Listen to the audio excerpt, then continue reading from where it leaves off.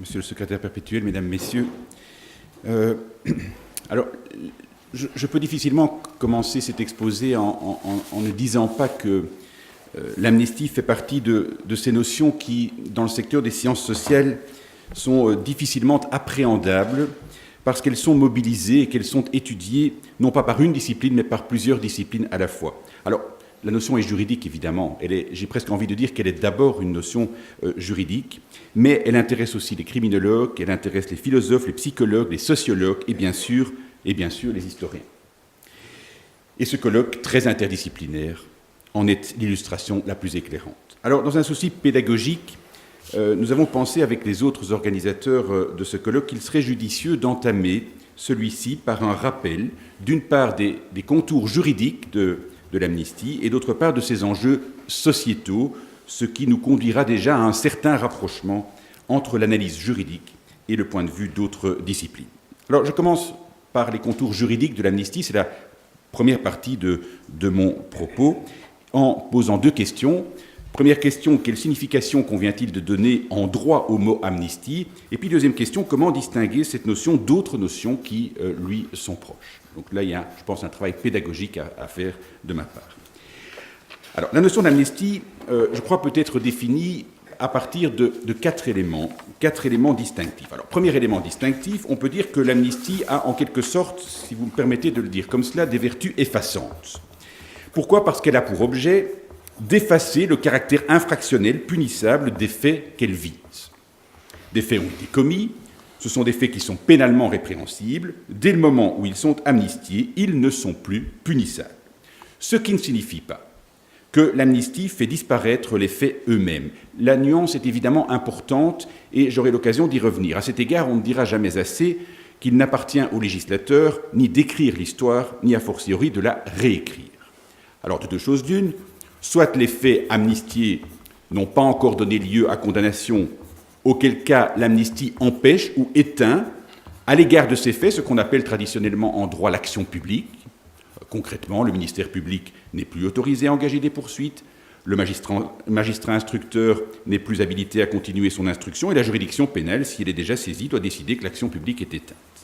Soit les faits amnistiés ont déjà donné lieu à des condamnations, auquel cas ces condamnations sont anéanties, elles le sont rétroactivement par l'amnistie, cet anéantissement emportant évidemment des conséquences juridiques très précises. Par exemple, c'est un exemple parmi d'autres, l'amnistie s'oppose à ce qu'il soit fait mention d'une condamnation amnistiée dans le casier judiciaire de l'intéressé. Deuxième élément distinctif, l'amnistie est une mesure collective. Elle revêt ce qu'on peut appeler un caractère général. Le constitutionnaliste Pierre Vigny écrivait, et je me permets de le citer ici, « L'amnistie n'est pas un acte individuel de clémence envers des personnes nommément désignées, elle est une règle générale qui favorise tous ceux qui ont été frappés par une loi pénale. » Et elle atteint donc celle-ci dans son principe même. On retrouve la même idée chez les pénalistes. Et donc, plutôt que de s'épuiser dans des méfaits singularisés, l'amnistie embrasse des catégories plus ou moins larges d'infractions. Alors, c'est vrai qu'elle peut aussi s'appliquer à des catégorie de personnes. On touche ici à la distinction parfois évoquée en doctrine entre l'amnistie réelle et l'amnistie personnelle. L'amnistie est réelle lorsqu'elle vise des catégories d'infractions selon leur nature, selon l'époque où elles ont été commises, tandis qu'elle est personnelle lorsqu'elle vise des catégories de personnes, des catégories de délinquants. Mais dans les deux cas, il y va d'ensemble qui sont définis selon des critères généraux et abstraits. Alors, troisième élément distinctif, dans la mesure où l'amnistie est un procédé, est le procédé de clémence le plus drastique, dans la mesure surtout où par l'amnistie il s'agit de revenir sur une incrimination prévue par la loi pénale, on comprend qu'elle soit considérée comme une prérogative intrinsèque au pouvoir législatif. Je vous rappelle qu'il y a incrimination, au sens juridique du terme, lorsque des faits sont érigés en infraction pénale par une norme qui est une norme législative. En prenant la forme d'une loi, l'amnistie traduit la volonté du législateur de rebrousser chemin. Sandrine Lefranc, que nous entendrons demain, a une belle formule. Elle nous dit « l'amnistie est un retour de la loi sur elle-même ». J'aime beaucoup cette formule. Quatrième élément distinctif, mais celui-là est propre à la Belgique, je le dis tout de suite. À la différence de plusieurs États voisins, dont la France, l'amnistie est purement et simplement ignorée par la Constitution belge. Alors c'est à tort, selon nous, que certains ont soutenu que ce silence du constituant devait être interprétée comme l'expression d'une interdiction de cette mesure exorbitante. À tort, car, en vertu du principe constitutionnel de l'égalité pénale, dans la mesure où il a le pouvoir de créer des incriminations, le législateur a également celui de les effacer. Je crois donc que la légitimité constitutionnelle de l'amnistie n'est pas sérieusement discutable en Belgique. Ces 4 éléments étant rappelés, les notions voisines. Alors, la notion qui est la plus voisine de l'amnistie, c'est incontestablement la grâce. Alors, je me dois d'insister aujourd'hui et ce soir sur le fait que les 2 mesures ne peuvent en aucune manière être confondues, pour 4 raisons qui vont nous ramener aux 4 éléments distinctifs que j'évoquais à l'instant. 1. La grâce n'efface pas les condamnations. La grâce est une mesure qui dispense les personnes qui en bénéficient de l'obligation d'exécuter tout ou partie de la peine à laquelle elles ont été condamnées. Mais la condamnation est et reste bien là. Et la nuance est évidemment essentielle. Il s'agit tantôt de remettre ou de réduire la peine, tantôt de la commuer en une autre peine, mais dans tous les cas, la grâce implique le prononcé d'une condamnation et n'a aucune incidence sur le caractère criminel ou délictueux des faits.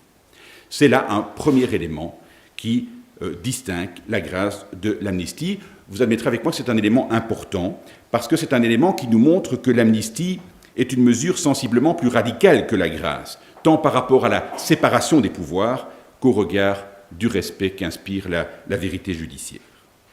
À cet égard, mais je n'ai malheureusement pas le temps de m'étendre là-dessus ce soir, il n'est pas étonnant que la question se pose de la compatibilité de certaines amnisties avec le droit international pénal et le droit international des droits de l'homme, comme le montre notamment, je dis notamment, l'arrêt rendu par la Cour européenne des droits de l'homme en 2014 dans l'affaire Margus contre la Croatie. C'est une question qu'abordera sans doute Antoine Garapon demain et d'autres encore probablement.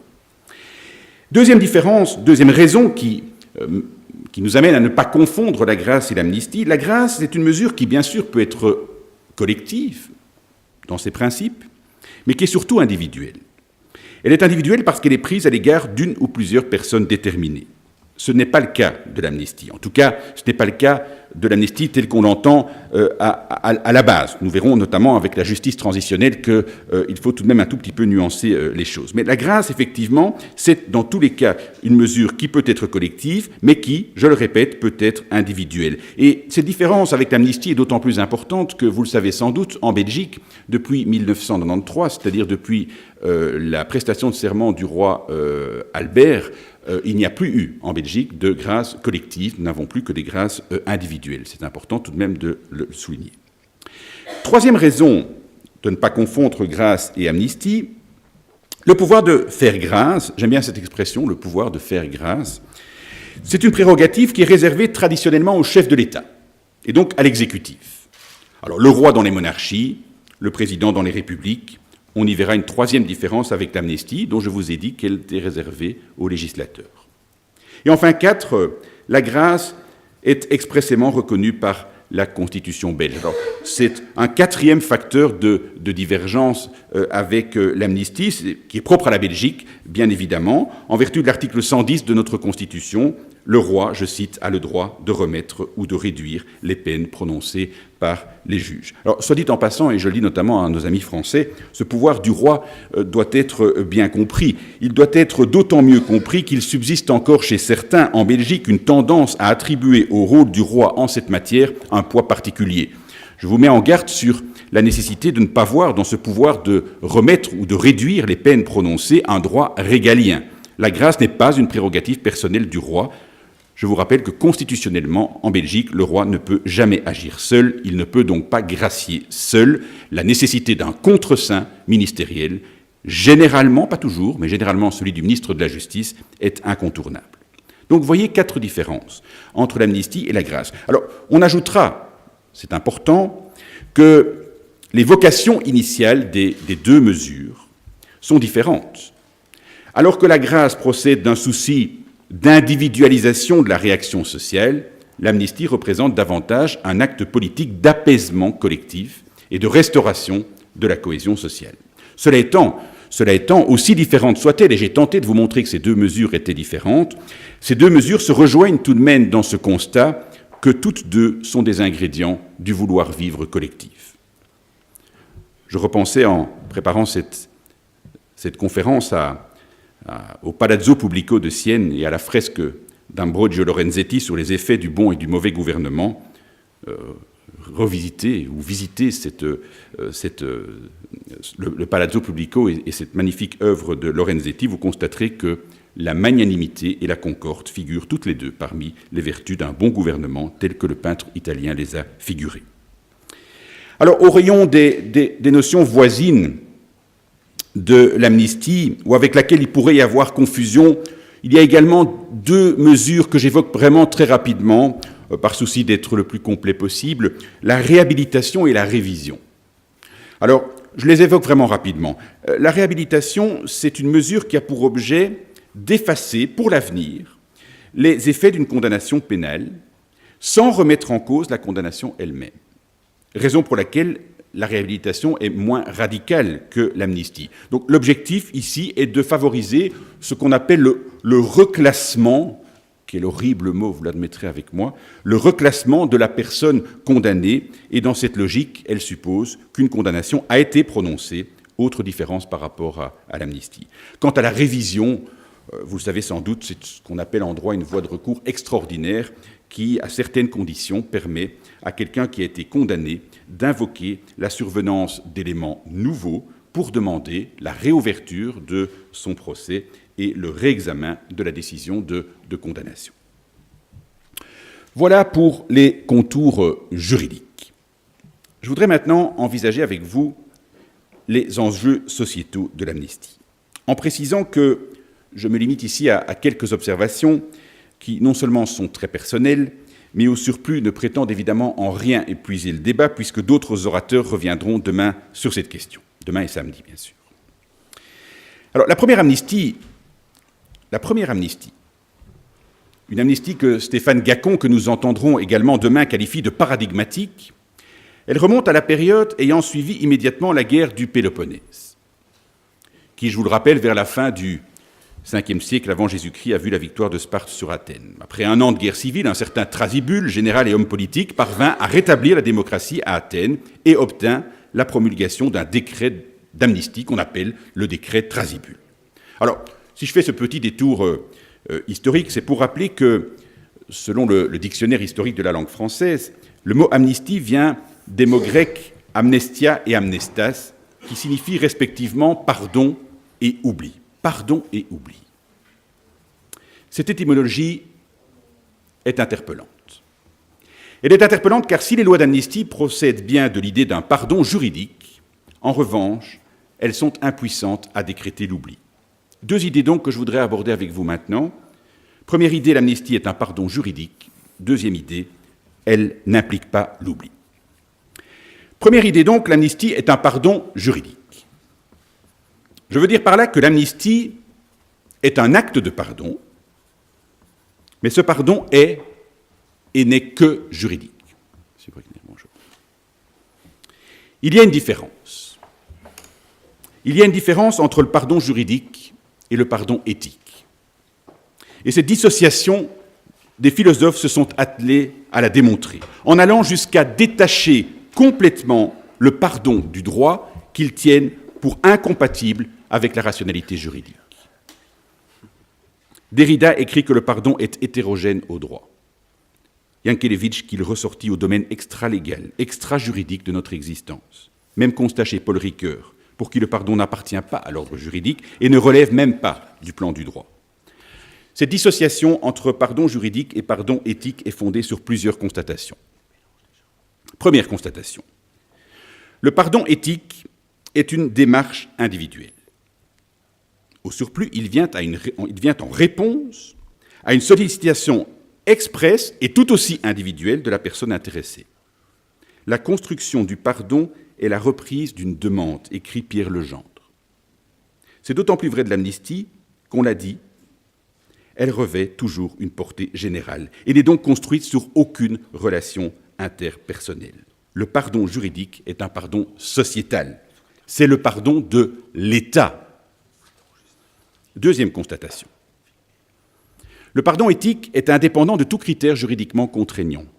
Il ne se prête à aucune codification, alors que le pardon juridique est fondé sur des règles. Alors bien sûr, en Belgique, L'amnistie n'est réglée de manière générale ni par la Constitution, je vous l'ai dit, ni par la loi.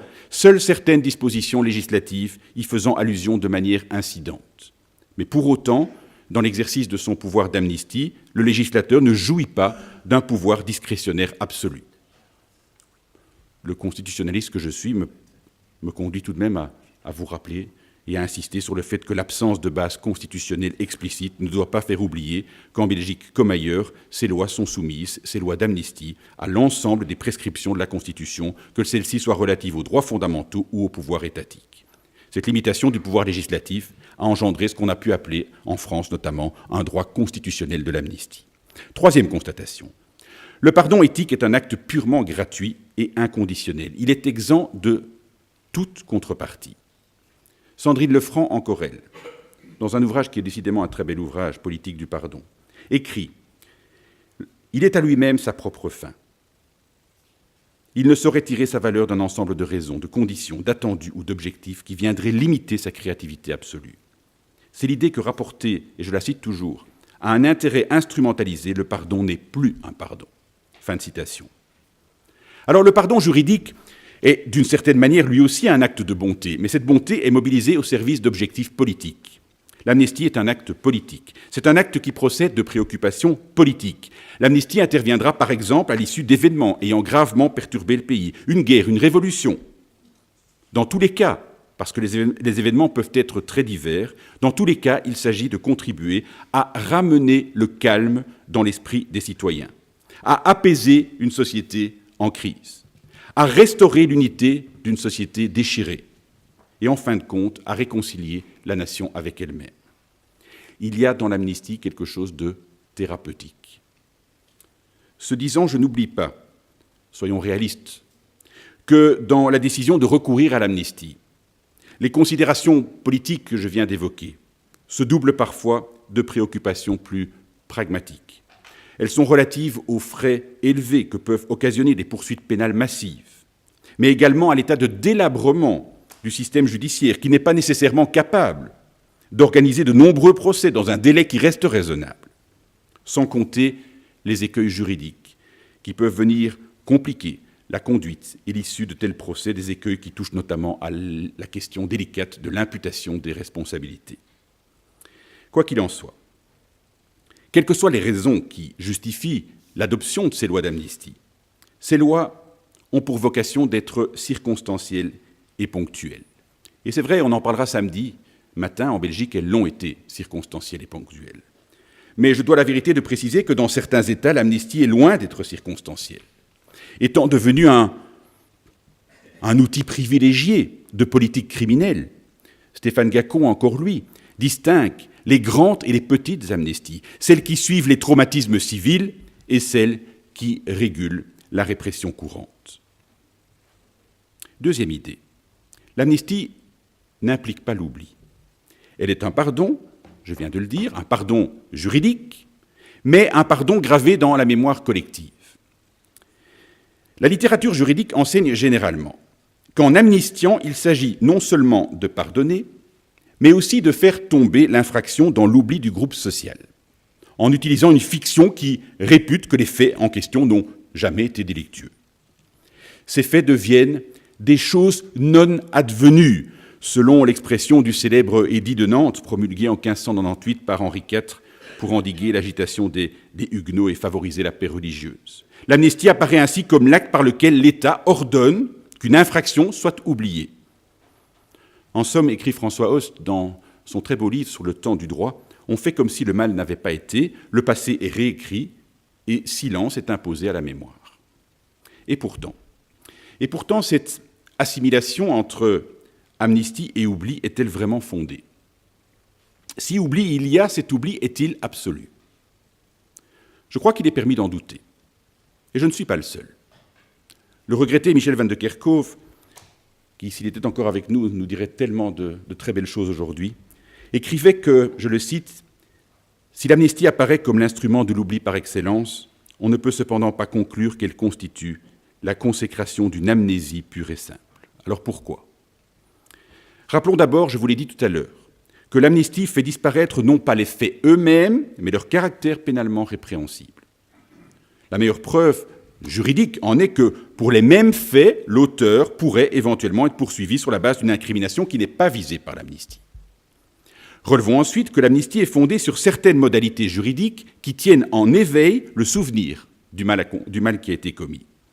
Par exemple, en Belgique, l'amnistie ne porte pas atteinte au droit de la victime de l'infraction d'être indemnisée. Autre exemple, il est généralement prévu que l'amnistie ne restitue pas aux condamnés les décorations, titres, grades ou autres fonctions qui lui ont été retirées.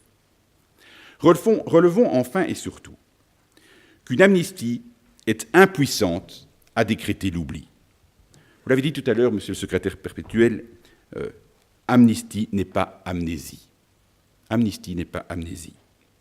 L'amnistie n'est pas amnésie parce que, d'abord, l'amnistie ne peut évidemment pas forcer le criminel à oublier son crime.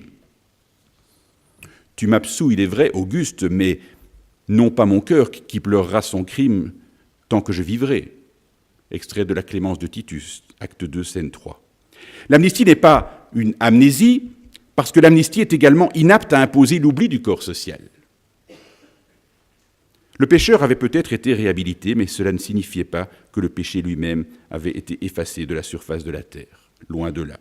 C'est extrait d'un très beau roman et que je vous conseille de Julian Barnes, dernier roman qui a été traduit en français, Le fracas du temps. Cet extrait nous rappelle que l'amnistie ne peut jamais mettre définitivement la société à l'abri des réminiscences d'un passé même lointain. Selon l'expression de François Hauss, je reviens à lui, l'amnistie ne peut jamais se dégager totalement des facilités de l'oubli. Belle expression.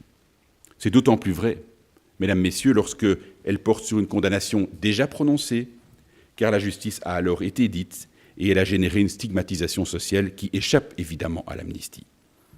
J'ajoute que plus le passé, il y a des choses évidentes, mais on les rappelle quand même, que plus le passé a fait souffrir, plus l'oubli est chimérique. Par conséquent, j'ai le sentiment que là où le droit et l'éthique se rejoignent quelque peu, c'est dans ce constat que le pardon n'est pas l'oubli. Le pardon suppose une mémoire complète et sans réserve. Pour nous, écrit Elie Wiesel, la mémoire constitue le châtiment des tueurs, comme une forme suprême, non de vengeance, mais de justice. Voilà pourquoi nous voulons tout retenir, les larmes et les cris, le désespoir et le remords, et aussi le silence qui a sa propre mémoire. La mémoire du silence, oui, le silence de la mémoire, jamais, nous dit Elie Wiesel. Et vous le savez bien, il y a dans la littérature de très belles choses sur le sens et les limites du pardon. Lisez le dernier roman d'Armel Diop, « Et je serai toujours avec toi ». Commentant son ouvrage, l'écrivain belge nous livre sa conviction que, je le cite, « pardonner, c'est donner par-delà. Pardonner, c'est donner par-delà. C'est permettre à un être humain de se rétablir et qu'on peut donc pardonner, mais pas effacer un crime. Même Dieu ne peut pas le faire, ajoute-t-il. » Dernière remarque, mesdames, messieurs, et puis je me tairai. Toujours en lien avec l'amnistie et avec les notions de pardon et d'oubli, je voudrais évoquer, mais très brièvement, l'expérience de la justice transitionnelle sur laquelle certains orateurs reviendront demain. Je pense notamment à mon ami Xavier Philippe, ici présent dans cette salle.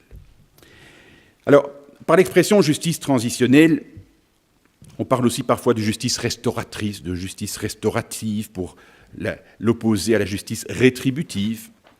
Alors, par cette expression, on regroupe tous ces processus qui, suite à une période de trouble et dans le but de favoriser la réconciliation nationale, des processus qui entendent à la fois, alors pour résumer les choses, 1.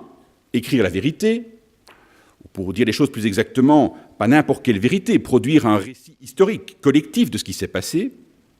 2. Identifier les responsables et les victimes des violations graves qui ont été commises durant la période. 3. Les faire parler, enfin, on s'entend les faire parler sur une base volontaire, bien sûr. Et 4, c'est sans doute le plus important, imaginer des réponses.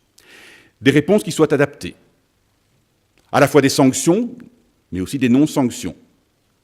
Des réparations qui peuvent être matérielles ou qui peuvent être morales. Et parmi ces réponses, on trouve l'amnistie. On trouve parfois l'amnistie. Il n'y a pas un lien inéluctable entre justice transitionnelle et amnistie. Mais on trouve parfois l'amnistie. Et je ne parle pas ici de ce qu'on appelle parfois la blanket amnistie, donc une espèce d'amnistie de couverture générale. Non, une amnistie ciblée, accordée sous certaines conditions, à des catégories de personnes qui acceptent de collaborer de comparaître, de parler, de contribuer au dévoilement de la vérité. Même si, c'est vrai, ce qui leur est accordé, ce n'est pas toujours nécessairement une amnistie, au sens strict du terme. C'est parfois ce qu'on appelle une immunisation des poursuites, ce qui n'est pas tout à fait la même chose. Et je suppose que Xavier Philippe vous en parlera demain. Au-delà de la question de l'amnistie, quelle est la place du pardon et de l'oubli dans la justice transitionnelle? Lorsque l'auteur d'exaction en vient en parlant à reconnaître sa faute, à la regretter, voire à solliciter le pardon de la victime, il peut arriver que celle-ci pardonne. Chaque année, j'invite Xavier Philippe, je reviens à lui, que vous entendrez demain, à venir raconter à mes étudiants l'expérience sud-africaine de la commission Vérité-Réconciliation. Une expérience qu'il a vécue en direct, sur place. Il la connaît bien. Et il leur raconte ces audiences où des pardons sincères ont été accordés à la suite de demandes sincères de pardon. Mais attention, ne me faites pas dire ce que je n'ai pas dit, sinon mon ami Xavier ne serait pas content. La justice transitionnelle ne suppose pas le pardon. En revanche, elle crée les conditions qui permettent le pardon. Je ne parle pas ici du pardon collectif de l'État, mais du pardon individuel de la victime. La justice transitionnelle, et j'en terminerai par là, non seulement peut favoriser le pardon, mais de plus, elle peut contribuer à éviter que les exactions commises sombrent dans l'oubli. Le cœur de la justice transitionnelle, c'est la connaissance de la vérité. C'est important évidemment pour la société elle-même. Pourquoi? Mais parce qu'en enfouissant le passé, on court le risque qu'il contamine le sol sur lequel doit se bâtir le futur. Mais c'est important pas seulement pour la société, c'est important aussi pour les victimes.